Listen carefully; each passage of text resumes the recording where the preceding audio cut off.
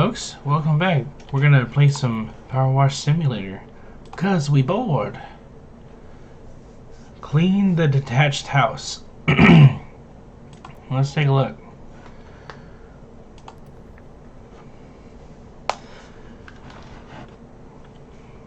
I hope everyone's been having a good week.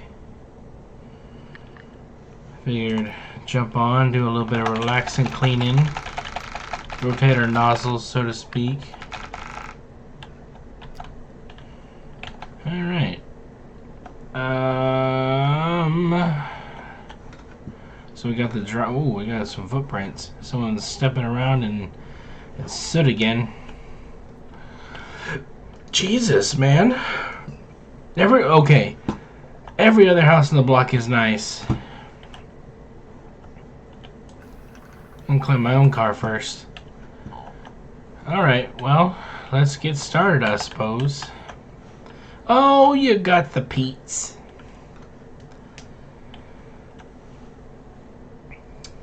Alright, well, let's get us started here. You might notice a super odd feeling or super weird creepy sign in the front of the house. It's nothing to worry about. Is there? Is there a super creepy sign? Did I miss that? According to Ginny's research, they're written in Enochian, the ancient language of the angels. Are you sure? I think that's just for like the breaker box or something.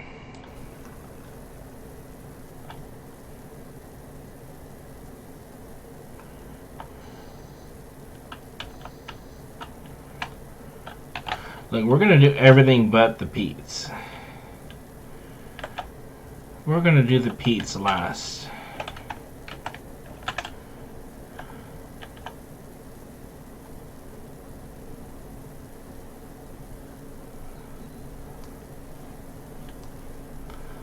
Gotta preserve what you can in this life.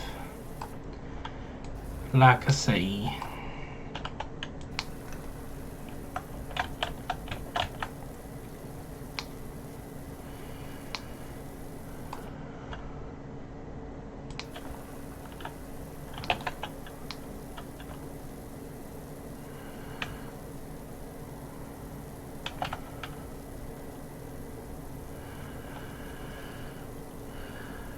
Man, this is so soothing. I know I say that every week, but damn.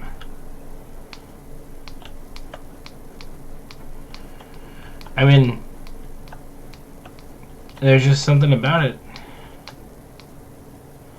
Something about cleaning up dirt.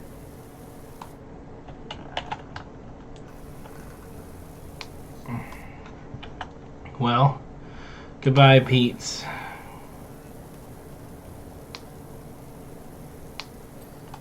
Nice and clean.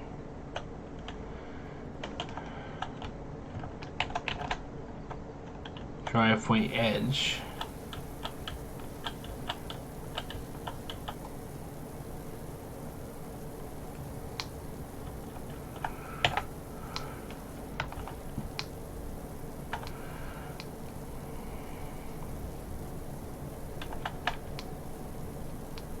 I mean, honestly, the whole strafing thing really doesn't.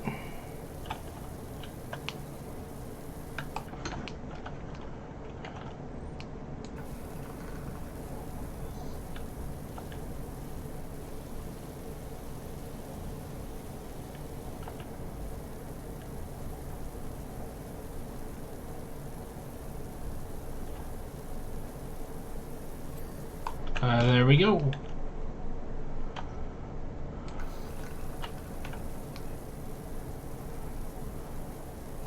There we go.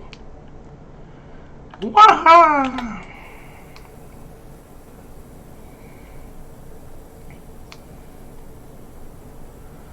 Well, that counts as the gutter.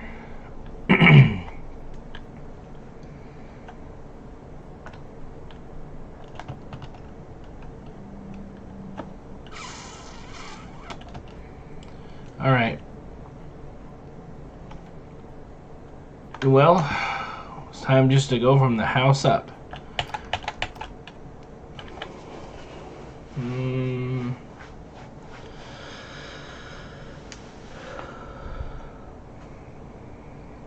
Let's see.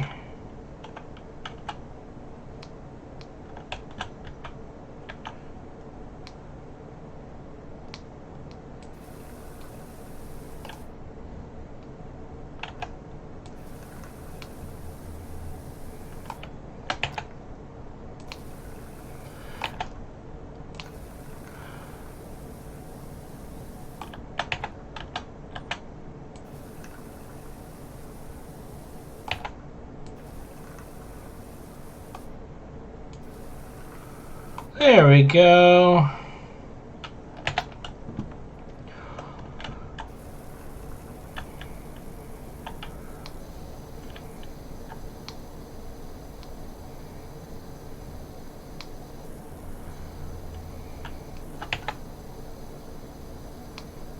Man, that's really not coming off, huh?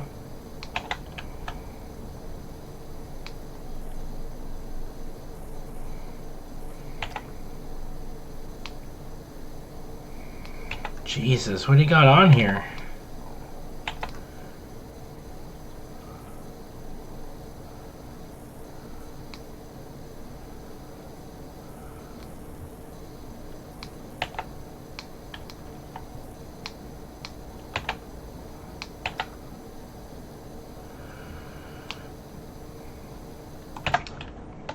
So, I've been kind of thinking, as far as like, you know, general GMing, I've been thinking about like the hardest part. I mean, I always like have new DMs always ask us, you know, like the veteran players and DMs, like, why is everyone afraid to DM? And given out how many people kind of reach out to me and ask me, I think the biggest thing is,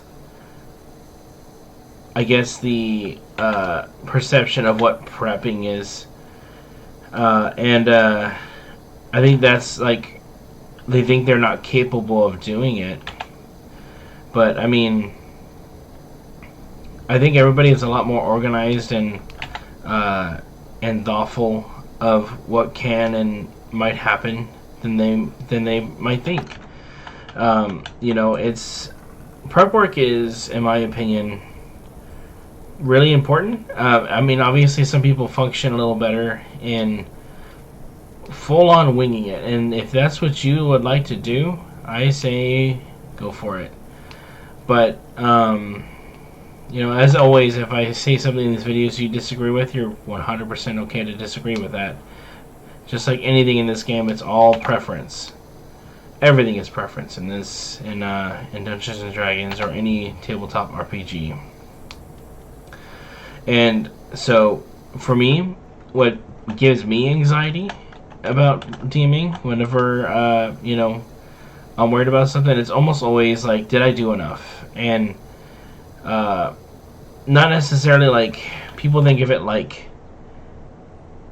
putting things in front of the players. You know what I mean? They think it's like, you know what, let's do a fucking diagram. That'll, yeah. So, let's just say the players start here. This is the starting town. Waterbridge, that's the name of the town, right? And so, people think that starting out, that you design Waterbridge, right? And say the players want to go this way, right? A lot of people think that DMing means, I'm going to design this, this, and this. And hopefully the players go this way, right? And oh, next session, the players start going this way, right? In this direction. Say they hit the gorge. There's this gorge that you had planned out, right? Well, now the players went back this way. Well, now all of a sudden, they get lost, right? You just had them roll survival checks, and all of a sudden, they start going back this way. And you have nothing there. You did not plan that, right? And people are going to say, oh, every plan you have goes to shit because it doesn't survive the players, right? I don't think that's the case. I think the problem is like people are trying to lay tiles out in front of the players. For me, that doesn't work. What I say to do is say this is Waterbridge Town, right? I am going to say I'm going to develop Fracture Gorge. I'm going to develop the Uncanny Forest. I'm just throwing names out here, right? And everything that's in this forest, right? Hags, and we're gonna say crocodiles, right? There's a hag over there and a bunch of crocodiles here, and they go this way. And say they went this way, went back. Oh no, they stumbled into a bunch of crocodiles. Well, what if they're like, you know what? This direction doesn't seem like the way we need to go. In order to find whatever's going on with the bandits, we're gonna go search this way. I have nothing here. Well, you know what? I had already developed. I believe in developing content. It's just like in, you know, a video game.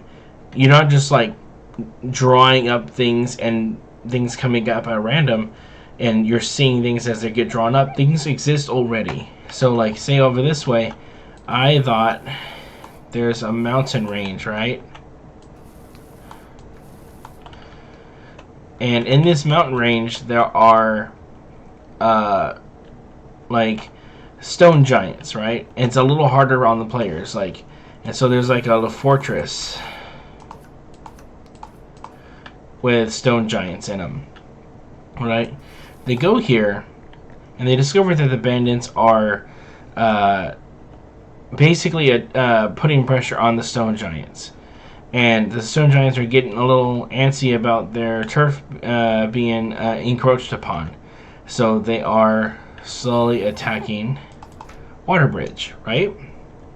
Well, maybe they can make some deals with either the stone giants to figure out, you know, if they can communicate with them. Or maybe, you know, the hag doesn't enjoy these bandits. And they can, like, discuss with the hag. So there's a couple different points that you can look at. There's the town connected with the hag and connected with stone giants. All three things. Mysterious woods that no one goes to. Town. Dangerous mountains with indigenous peoples, right?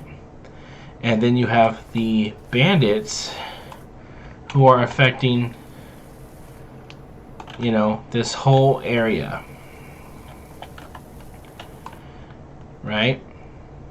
And then over here you have a bandit outpost, right, that you had planned. You were hoping they would get here. Well, there's another bandit outpost here as a way to...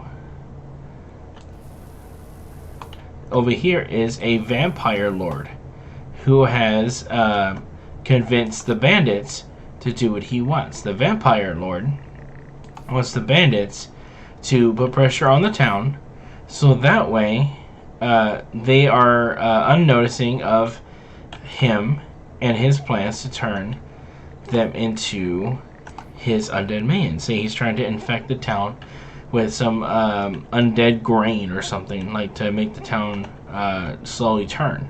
But he can't do that unless he has a distraction.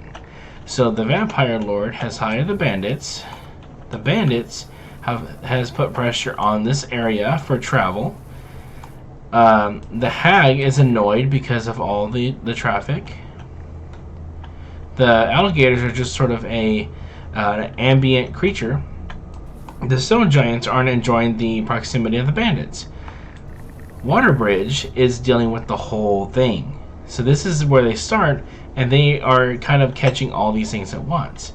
But you leave those breadcrumbs so that way they can, you know, kind of understand like the area around them. They have many options here.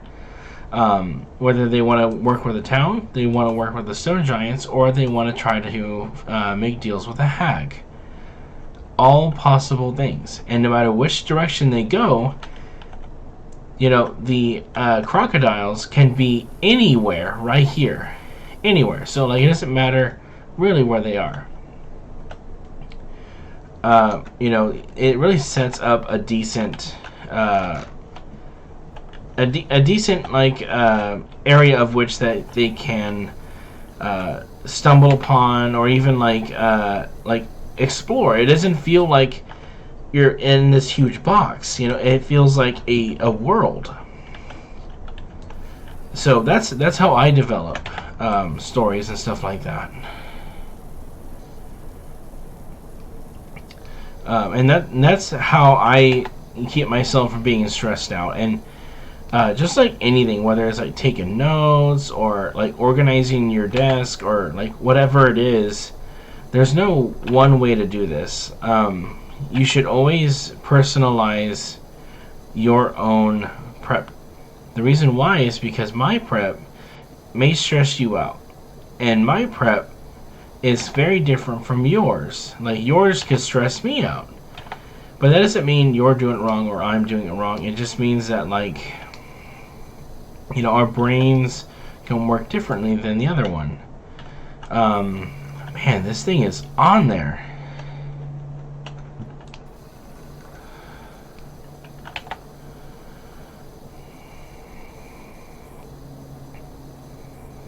I don't know what this gunk is.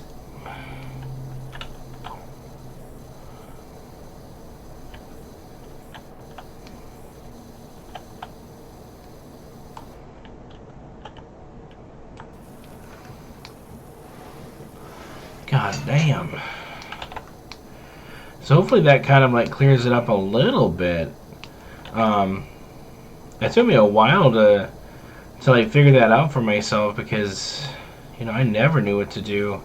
I just kind of threw crap together and hope it worked.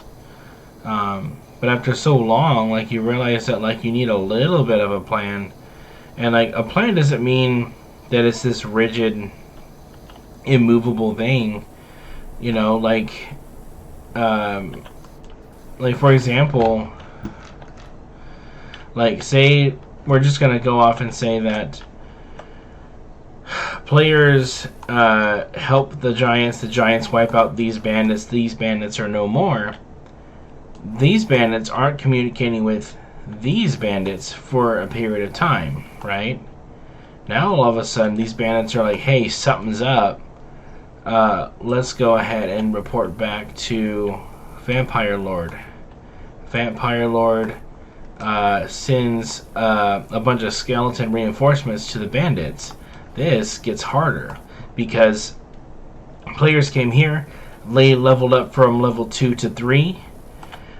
They ventured back this way and started going back this way, right? They earn some money, they maybe shop a little bit, they come through this way. Now you've bolstered an already existing encounter with something new, because you had to. Like, you can't just leave this the same, right? You would just like add in, let's say you add in like a I don't know, like a couple, like a white, like an undead creature to watch over the bandits. Like, he's the new like supervisor, right? Now it makes it harder. Those are all things that give you time. Like, you're gonna be working on this other stuff forever. So while they're focusing on this, you're in the background during the weeks focusing over here. It's all about making your job easy.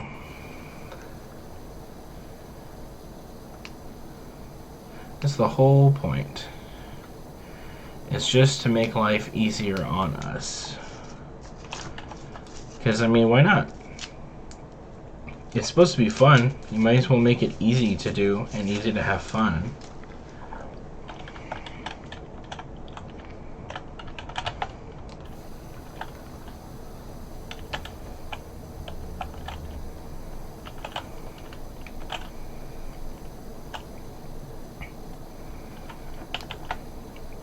And I guess, you know, hard part of designing encounters is like trying to figure out how difficult you should make it. Honestly, the best way to determine how difficult you should make it is how much can the players do in comparison to the monsters on their turn. So if you got a single monster and you're just throwing, like, you know, let's say you got 6 players, if 6 people get to do their turn while the monster does one thing. Like, the monster has to be able to, one, survive, and two, intimidate or antagonize the players enough where they are forced to move around. And so that's called action economy, meaning like how much time does the monster kind of buy itself? How much is it like able to accomplish on its turn? And so in later levels you can do things like legendary actions where they act on each player's turn with like a small an action available to them pre-existing. And with that, are able to balance out that the action economy in favor of itself rather than the players.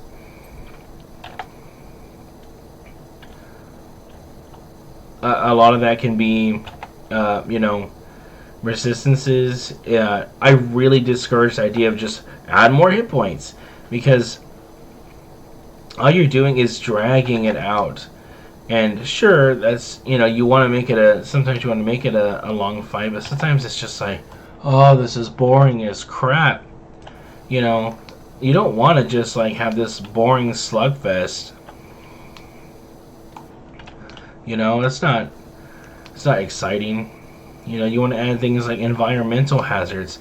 I've said it before, I think, but I had one encounter where all I did was add water into the arena of where they were fighting a creature, and it straight wrecked the players because their movements were halved, all their attacks were at disadvantage. I mean, you can change so much and with adding so little. You just got to remember, like, what's available to you. Write down occasionally, like, different things that you can add, like little flavor bits. Okay. As with this game or any game, like, you got to use the right tools for the right job. You can't be using a sledgehammer when you're wanting to have precision. So if the bandits aren't that, like, they're smart, but they're not like acting on their accord. So they don't have magic either. So they're all relying on the vampire lord to give them direction.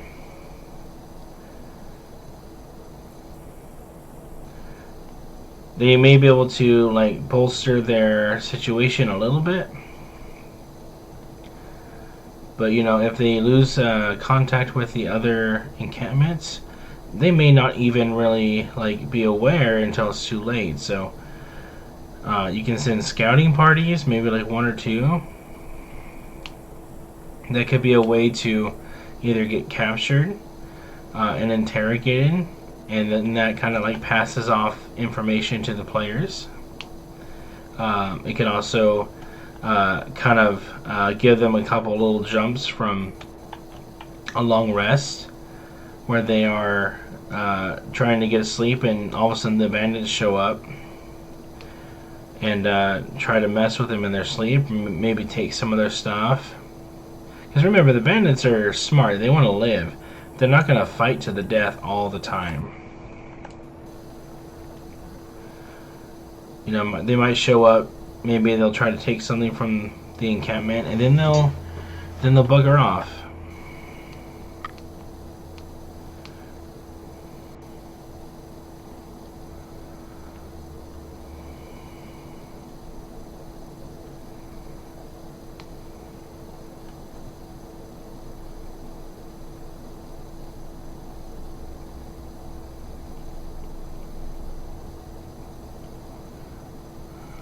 Man, there's so much, but that's okay. It's quality content. Lots of little itty bitty pieces.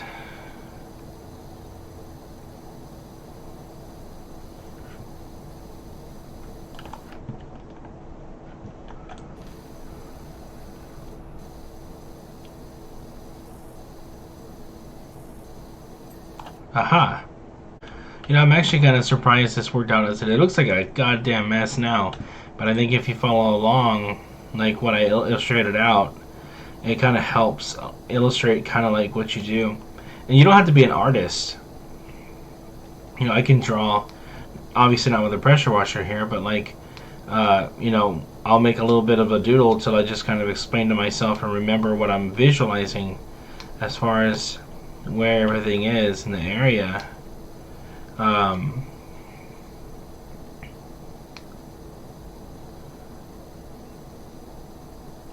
You know, some people work really well on visual cues, and you know, as a DM, you got to be able to give yourself that that tool as well. Like if you work on visual cues, don't write everything down, draw it. Label things, just be like, you know, it looks like shit. I'm gonna draw and write down this is supposed to be the gorge. You know, it doesn't look like a gorge, but that's okay. It represents a gorge. So, in short, I mean, there's a lot that goes into DMing, but it's really not a whole lot of work. As you can tell, from an outside perspective, it can definitely be a little confusing, but when you take one step at a time, you know, you can get really familiar with the process of developing an area. And you know, this could be one whole area right here, this whole thing, but then there's whole other areas and things like that that you can slowly build while the players work on this. You don't have to make everything at once, but one thing to keep in mind is this whole area is affected by this whole thing. This is a driveway, right? So this driveway connects to this house, and the house has this garage. So this whole area is connected to the world, the continent. So first you do area, and then you go to, like, so I guess you would start from the beginning. You would start at the you start at the town. You do the region, right? The small like valley or whatever you're at, and then you have your whole area. Then you have, you know, your continent, and then you have your world. You slowly build as everybody's kind of adventuring into the first few levels. You don't have to do everything at once. You can do one tiny thing at a time, and I promise you will be very successful, because I think everybody out there has a lot of creativity and a lot of smarts on their part. I don't think all these new DMs who are adventurous and trying their best to find their way, I don't think they're reckless or misguided in doing that. I think they have potential in there. So believe in yourselves. I think you guys can do it. If you guys have any questions, any specific things that you want to see on DMing, let me and Broken Mythos know. We plan on doing some things together again. So reach out to us in the comments and let us know if there's any subjects you want us to cover. But I hope to see you guys joining in on the fun in the future. I am the Getman, and I'll catch you guys later. Bye-bye. So satisfying. Look at that. Look how great that is.